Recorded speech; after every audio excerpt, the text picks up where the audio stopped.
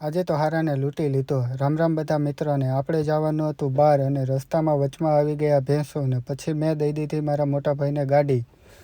એ હાંકતો તો કોઈ વચમાંય નહોતું પડતું, આપણે જ પનોતી છીએ. પછી આવી ગયું વચમાં ડાયવર્ઝન ને આપણે જેસીબીની ખુદાઈ જોતા જોતા નીકળી ગયા. અમે પહોંચી ગયા દેવળિયા ગામની ભાગવત સપ્તાહમાં ને સપ્તાહમાં આવીને અમે પી લીધો તો ચા પીને અમે બેસી ગયા થોડીવાર સપ્તાહમાં. થોડીવાર સપ્તાહ સાંભળીને અમે નીકળી ગયા કલ્યાણપુર બાજુ, કારણ કે આપણે હતું કલ્યાણપુરમાં કામ અને રસ્તામાં આવતી હતી શાળાની હોટલ, તો આપણે ગાડી ઊભી રાખીને પી લીધો રસ. એ પણ કર્યું એક શાળાનું થોડું મૂકવાનું હોય કંઈ.